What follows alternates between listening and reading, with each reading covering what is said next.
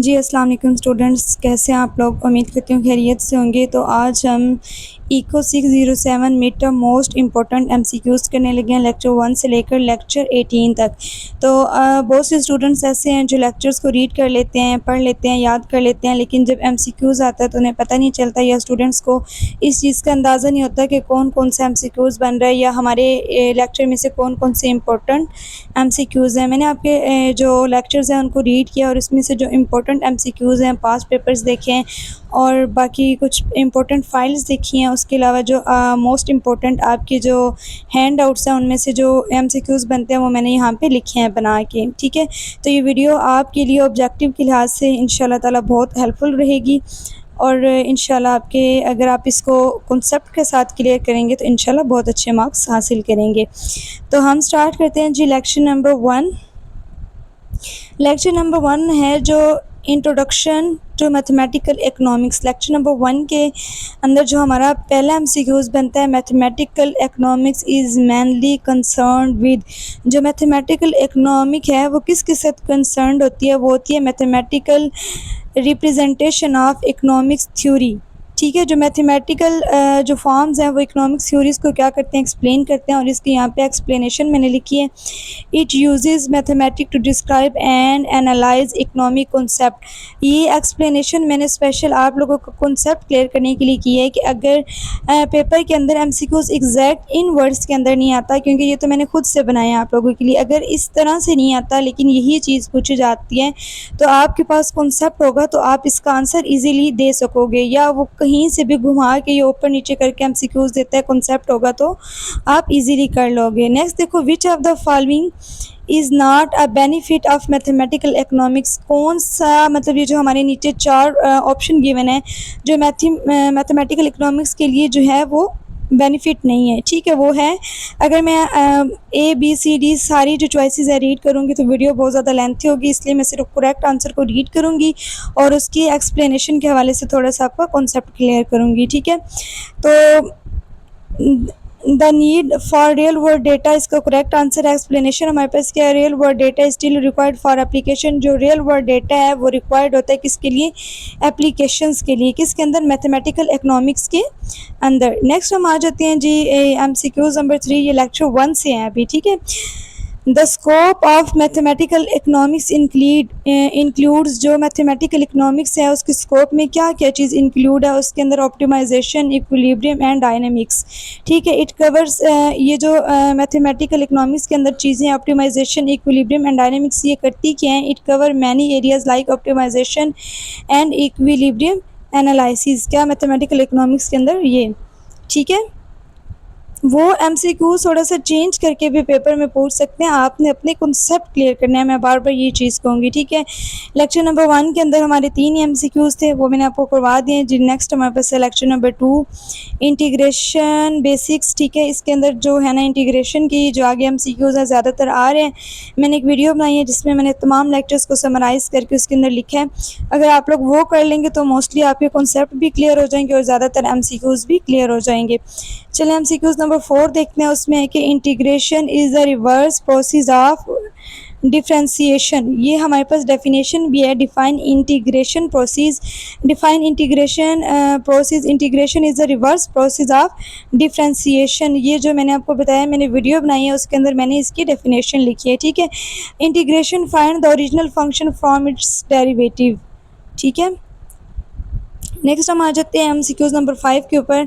Integrate of constant A with respect to X is A X plus 5। अगर हमारे पास paper में वो आपको कोई वैल्यू दे देता है कि आप इंटीग्रेट करें किसको, 5dx को आप इंटीग्रेट करें, तो आप क्या करेंगे, इंटीग्रेट 5 एज इट इज़ रहेगा, साथ में जब डी एफ एक्स को हम इंटीग्रेट करेंगे तो एक्स आएगा प्लस कॉन्स्टेंट, ठीक है।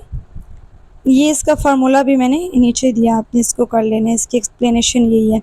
नेक्स्ट हम आ जाते हैं जी एमसीक्यूज़ नंबर 6 पे। तो इफ़, वही जो मैंने आपको एग्जांपल दिया है वही दी हुई है, लेकिन if integrate 5d of x, the constant of integration is represented by.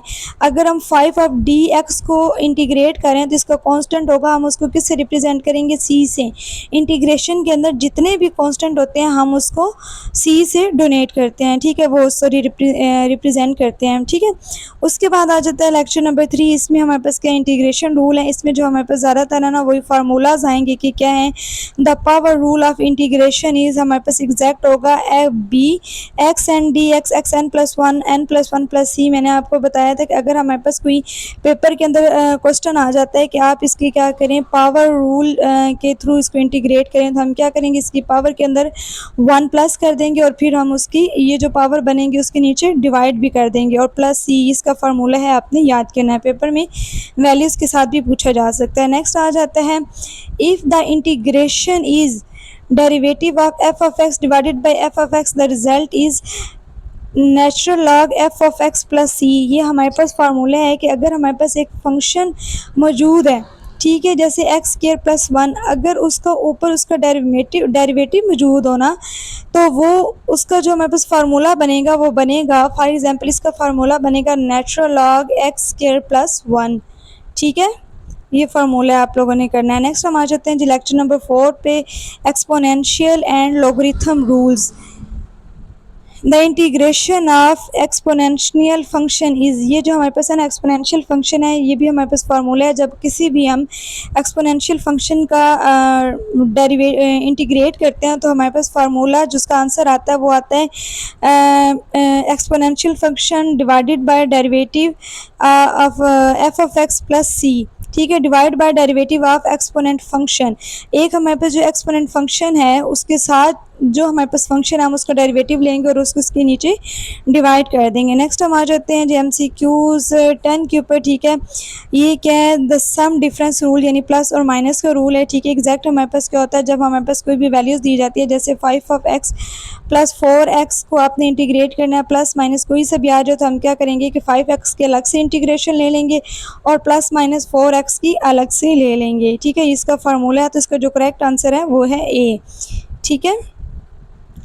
Next हम आ जाते हैं, एक्सप्लेनेशन आप लोगों ने रीड कर लेनी है। नेक्स्ट हम आ जाते हैं जी लेक्चर नंबर 5 पे, integration by substitution and parts. Substitution में जो इंटीग्रेशन है वो कब यूज़ होती है, ये इंटीग्रेशन तब यूज़ होती है जब कोई भी इंटीजर कंटेन करता है फंक्शन एंड इट्स डेरिवेटिव, जब कोई फंक्शन उसका डेरिवेटिव उसके साथ मौजूद हो। तो नीचे ये सिंप्लीफाइज करता है integration with function derivative pairs. अगर हमारे पास कोई फंक्शन मौजूद है, फॉर एग्जांपल कैसे एफ ऑफ एक्स है और साथ में उसका डेरिवेटिव भी मौजूद है, ठीक है, तो हम उसके ऊपर ये इंटीग्रेशन जो है वो क्या करेंगे, अप्लाई करेंगे, ठीक है। उसके बाद MCQs नंबर 12 है कि if u is equal to X square plus 1 D U क्या होगा, ये हम लोग रीड कर चुके हैं, ठीक है। एक हमारे पास लेक्चर है, इसका मतलब उसका एक पार्ट है। इसके अंदर हम क्या करते हैं कि अगर एक फंक्शन और उसका डेरिवेटिव मौजूद है तो हम क्या करेंगे कि जो एफ ऑफ एक्स होगा हम उसको यू की इक्वल रख लेंगे, ठीक है, और जो एफ ऑफ एक्स होगा हम उसे क्या कर लेंगे,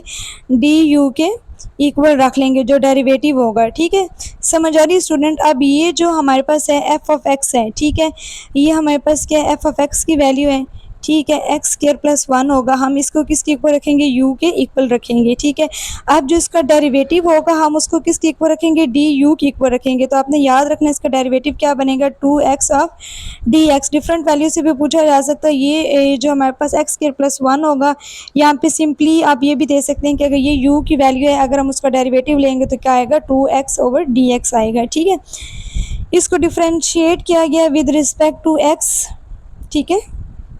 नेक्स्ट हम आ जाते हैं जी MCQs नंबर 13 पे, formula for integration by parts के लिए कौन सा फार्मूला इस्तेमाल होता है।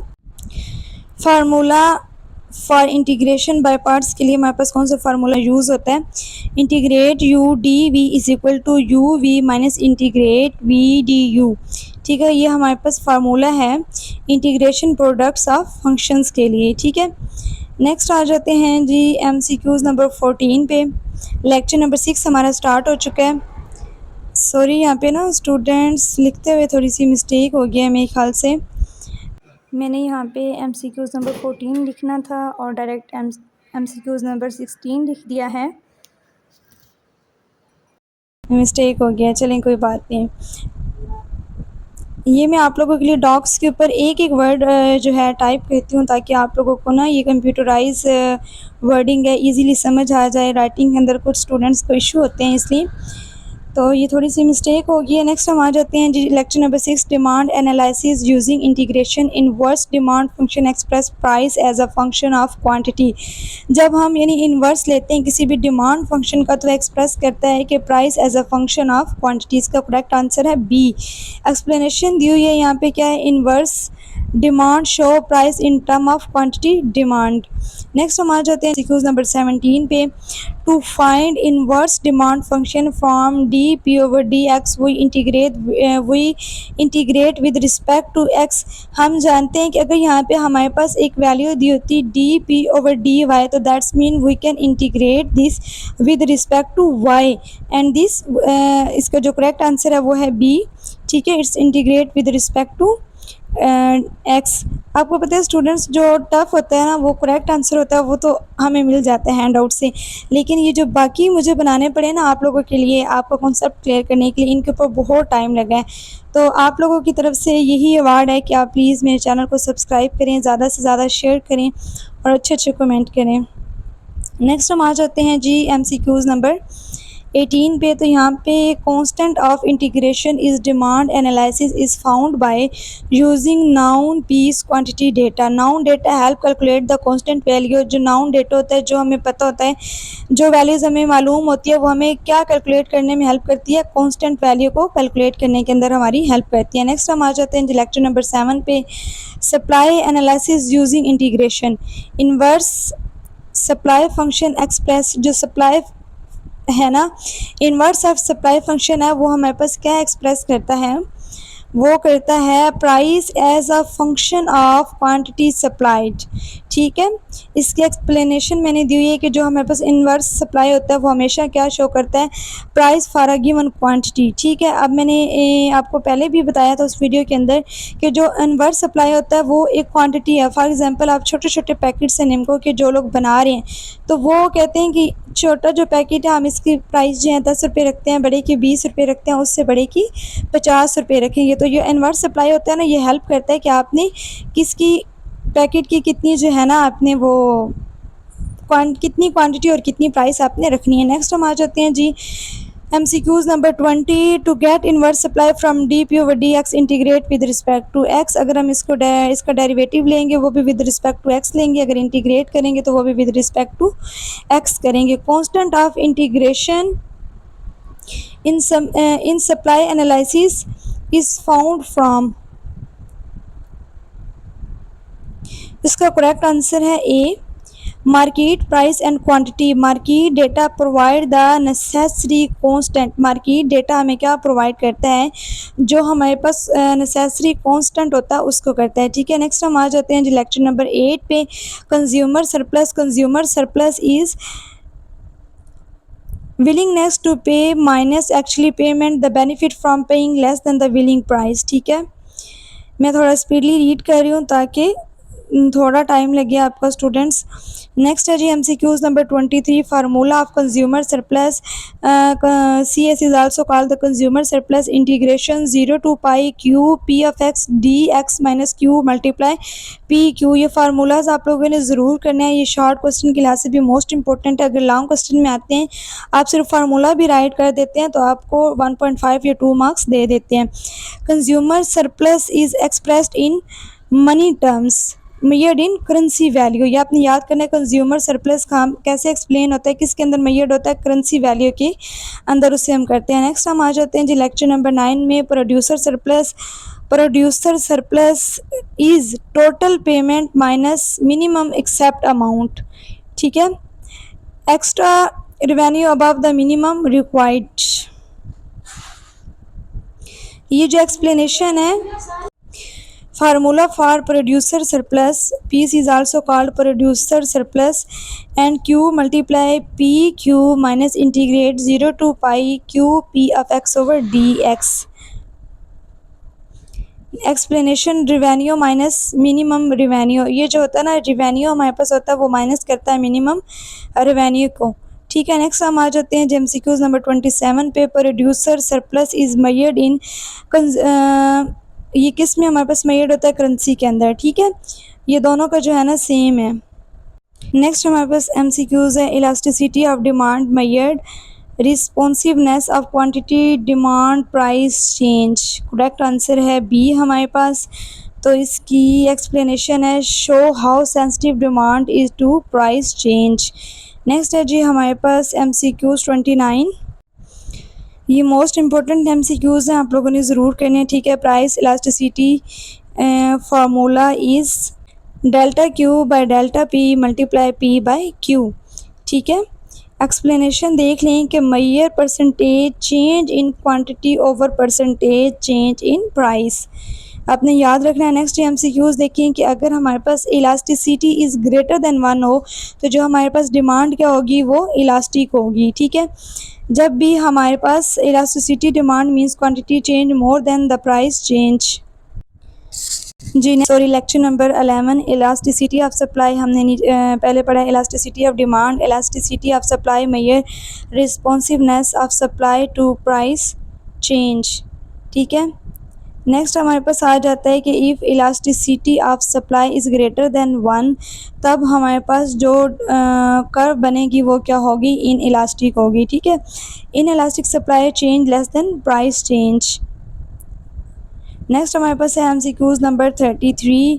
Perfectly in elastic supply means supply does not change at all. Perfectly in elastic तब होता है जब हमारे पास क्या है? इक्वल है। आप मार्जिनल रेवेन्यू कह लें या टोटल रेवेन्यू, जब दोनों चीज़ें इक्वल होगी तो जो सप्लाई होगी does not change at all.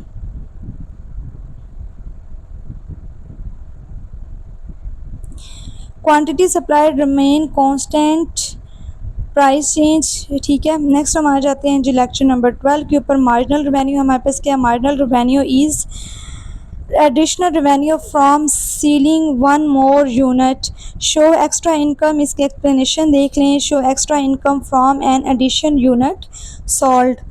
Next हम आ जाते हैं एमसीक्यूज नंबर 35 के ऊपर। एक एग्जांपल गिवन है कि अगर हमारे पास जो टोटल रेवेन्यू 100 है और Q इज इक्वल टू 5 है, then marginal revenue from 6th unit is change in total revenue from 5 to 6 unit. Correct answer है जो marginal revenue is based on change in total revenue between two quantities. Next हम आ जाते हैं जी MCQs number 36 के ऊपर। Marginal revenue is 0 when total revenue is maximum. Next हमारे पास है average and marginal cost. Lecture number 13 है average and marginal cost. Average cost is TC divided by Q। ये एवरेज कॉस्ट का हमारे पास क्या फार्मूला, आपने इसको याद रखना है। ठीक है, उसके बाद मार्जिनल कॉस्ट हमारे पास क्या है? Marginal cost change in cost for producing one more unit. Correct answer है हमारे पास ए। ठीक है, उसके बाद नेक्स्ट है हमारे पास MCQ 39। If marginal cost is less than average cost, average cost will हमारे पास क्या होगी? फॉल होगी। जब marginal cost less than average cost से, तो जो एवरेज कॉस्ट है वो हमारे पास क्या होगी? डिक्रीज़ होगी, दैट्स मीन फॉल होगी। एक्सप्लेनेशन है कि जो एवरेज कॉस्ट है वो फॉल्स होती है when marginal cost less than average cost. Next हम आ जाते हैं जी लेक्चर नंबर 14 पे। Profit maximization. A profit is maximize when marginal revenue is equal to marginal cost. ठीक है, एक्सप्लेनेशन की तरफ आ जाते हैं। प्रॉफिट जो है वो किस पॉइंट के ऊपर जो है वो मैक्सिमाइज होगा या बहुत ज़्यादा होगा? वो तब होगा जब marginal revenue is equal to marginal cost के इक्वल होगा। ठीक है, नेक्स्ट हम आ जाते हैं MCQ नंबर 41 पे।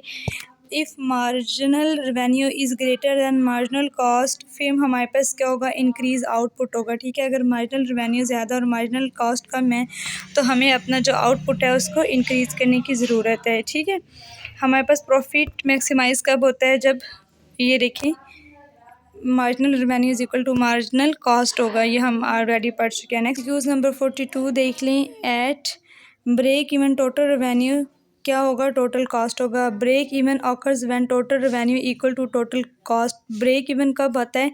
जब टोटल रेवेन्यू किसकी इक्वल आ जाता है? टोटल कॉस्ट की इक्वल आ जाता है। ठीक है, नेक्स्ट है हमारे पास lecture number 15 monopoly pricing. Monopoly pricing और MCQs नंबर 43 के अंदर हम देखें कि in monopoly price is greater then marginal revenue. Monopoly के अंदर जो प्राइस होती है वो ग्रेटर देन मार्जिनल रेवेन्यू से होती है। नेक्स्ट आप इसकी एक्सप्लेनेशन देख लें। Monopoly price is above marginal revenue, ठीक है। Next MCQs 44. A monopolist maximize profit where marginal revenue is equal to marginal cost. Some rules are other market from maximization profit के लिए क्या होता है, सेम रूल होता है, ठीक है। मोनोपोलिस्ट हमें प्रॉफिट चाहिए या हमें नॉर्मल प्रॉफिट चाहिए, दोनों के लिए हमारे पास सेम कंडीशन होगी कि जो मार्जिनल रेवेन्यू है वो मार्जिनल कॉस्ट के इक्वल हो या total revenue is equal to total cost के इक्वल हो, ठीक है। नेक्स्ट हमारे पास MCQs number 45. Monopoly leads to dead weight loss, ठीक है। जो बी है वो करेक्ट आंसर है। Monopoly pricing reduce total welfare. Next हम आ जाते हैं जी लेक्चर नंबर 16 पे। Perfect competition. In a perfect competition price is determined by market demand and supply. Market की डिमांड एंड सप्लाई से हमें पता चलता है ये एक परफेक्ट कंपटीशन है वो क्रिएट होता है, ठीक है। Price comes from fraction of demand and supply. Obviously जो प्राइस है, जब भी हम किसी चीज़ का कोई हम डिमांड करेंगे कि मार्केट के अंदर किसी भी चीज़ की डिमांड है, फॉर एग्ज़ाम्पल आप कोई भी चीज़ ले लें उसकी डिमांड है, फिर हम उसे सप्लाई करेंगे तो उससे हमें क्या मिलेगी, प्राइस आएगी या हमें इनकम आएगी, ठीक है। नेक्स्ट हम आ जाएँ जी MCQs नंबर 47 पे आ जाते हैं। A film is perfect competition. एक जो फिल्म है उसके अंदर परफेक्ट कंपटीशन क्या होगा, प्राइस टेकर, ठीक है। करेक्ट आंसर है। Firm accept the market price, ठीक है। नेक्स्ट हम आ जाते हैं MCQs नंबर 48 के ऊपर। In long run economic profit is perfect competition is zero. Long run के अंदर जो इकोनॉमिक प्रॉफिट होता है परफेक्ट पॉइंट के ऊपर वो क्या होता है, ज़ीरो होता है। Entry and exist drive profit to zero. जी next lecture number 17। Oligopoly. Oligopoly market has few seller. Oligopoly के अंदर हमारे पास क्या होता है, फ्यू सेलर्स होते हैं और मैनी बायर्स होते हैं। और मोनोपोलिस्टिक के अंदर क्या होते हैं, मैनी सेलर होते हैं और मैनी बायर्स होते हैं, ठीक है। नेक्स्ट हम आ जाते हैं जी MCQs नंबर 50 के ऊपर। Price rigidity is common in oligopoly, ठीक है। इसकी एक्सप्लेनेशन देख लें। जो फेम है वो अवॉइड करता है प्राइस की फ्रीक्वेंसी से, कि जो प्राइस अचानक बहुत ज़्यादा और कम हो जाती है, प्राइस के अंदर चेंज होता है, फेम इस चीज़ से क्या करता है, अवॉइड करता है। MCQs नंबर 51 देख लें। King demand curve explain price stability in oligopoly, ठीक है। ये जो किंग डिमांड कर्व है ये हमारे पास क्या करता है, प्राइस स्टेबिलिटी इन ओलिगोपोली। ये हमारे पास MCQs बनता है कि oligopoly price remain stable why due to kink demand curve के थ्रू वो क्या रहती है, स्टेबल रहती है, ठीक है। नेक्स्ट हमारे पास लेक्चर नंबर 18 मोनोपोलिस्टिक कंपटीशन। तो ये हमारा लास्ट लेक्चर है मिड टर्म के हवाले से। इंशाल्लाह ये वीडियो आपके लिए हेल्पफुल रहेगी और मैंने कोशिश की कि जितने भी इंपॉर्टेंट MCQs हैं मैं यहाँ पे लिखूँ और मैंने लिखे हैं। नेक्स्ट है हमारे पास MCQs number 52 monopolistic competition features क्या है। Differentiated product. मोनोपोलिस्टिक क्या करता है कि जो प्रोडक्ट उनको डिफ्रेंशिएट करता है, ठीक है। Firm sell similar but not identical goods. इसके अंदर जो हमारे पास जितनी भी चीज़ें हैं वो आइडेंटिकल नहीं होती, ठीक है। नेक्स्ट है हमारे पास MCQs 53 in monopolistic competition firm have some control over price. In monopolistic के अंदर जो हमारे पास फेम है ना उसका कंट्रोल होता है प्राइस के ऊपर, ठीक है। Product differentiate given price setting power. Next है हमारे पास MCQs number 54 in the long run monopolistic competition lead to zero economic profit. Long run के अंदर जो मोनोपोलिस्टिक कंपटीशन होता है वो ज़ीरो प्रॉफिट जो अर्न करता है। Free entry and exist eliminate economics profit, ठीक है। ये इसका जो है कॉन्सेप्ट है। तो स्टूडेंट्स यहाँ तक हमारा जो मिड टर्म का सिलेबस है वो कंप्लीट हो चुके हैं।